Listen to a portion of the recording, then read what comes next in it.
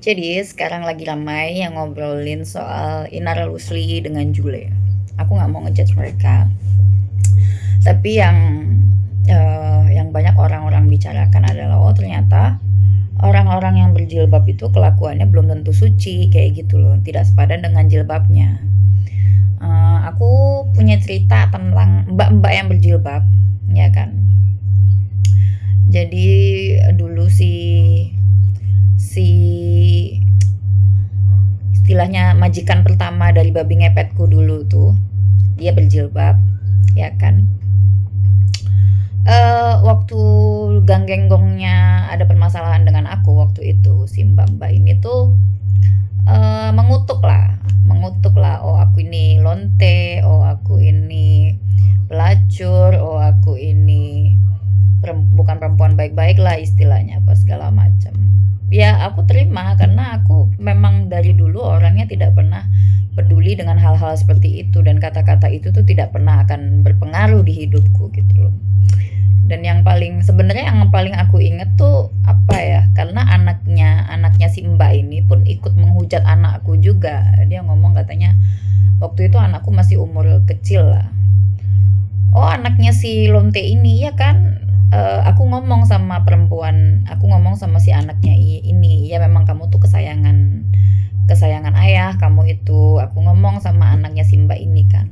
Terus si anaknya mbak ini ngomong ke aku, iyalah aku memang kesayangan ayahku, nggak kayak anakmu kan anjing. Dia sempat ngatain anakku kayak begitu. Oh oke lah, aku nggak ada.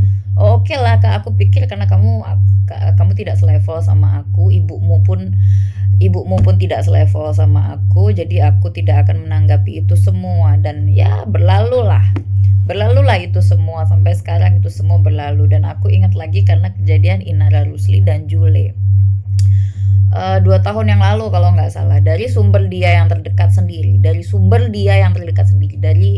mbak-mbak yang berjilbab ini.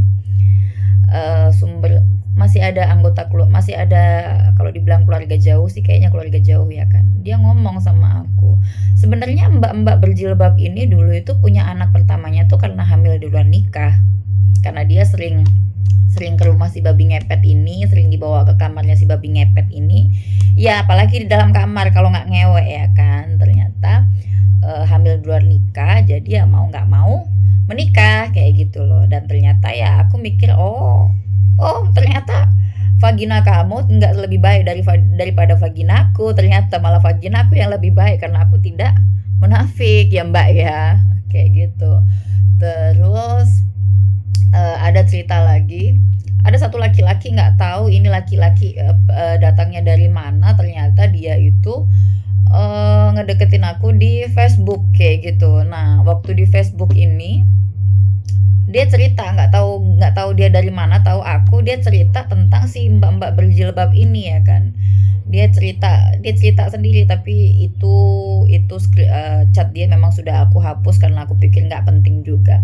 Nah aku ngomong di sini karena ingin sharing aja dengan kalian bahwa memang sebenarnya mbak-mbak berjilbab itu juga kelakuannya juga bejat juga kayak gitu loh, malah lebih malu-maluin kayak gitu loh, karena dia apa ya, berlindung di balik kemunafikannya dia, berlindung di balik jilbabnya dia kayak gitu loh. Dan laki-laki ini deketin aku di Facebook. Ternyata dia itu ngasih tahu kalau si mbak-mbak berjilbab ini adalah selingkuhannya dia, yang notabene dia adalah guru spiritual. Ya kan, nggak usah ngomongin agamanya apa, kalian sudah tahu lah. Jadi ya itu tadi aku mau sampein di sini untuk kamu mbak-mbak berjilbab yang aku maksud itu. Aku tahu kebobrokan kamu walaupun ya biasalah, orang-orang pakai jilbab tuh kan selalu ya, dia tuh berlindung di balik jilbabnya, kemunafikannya tuh ditutupin sama jilbabnya. Yang status-status di media sosialnya tuh yang selalu rohani kayak begitu, tapi ternyata kelakuannya tuh roh halus kayak gitu loh. Dan ternyata uh, benar apa kata peribahasa yang ngomong kalau sebaik-baiknya bangkai ditutup tuh pasti kecium juga ya kan. Justru kalau kalau bangkai yang nggak ditutupin kayak aku, akan hilang dengan sendirinya dan orang nggak akan peduli lagi. Justru kalau bangkai yang ditutup terus baunya kecium dan kebongkar tuh, oh, oh ternyata simpenan juga. Ternyata ya begitulah.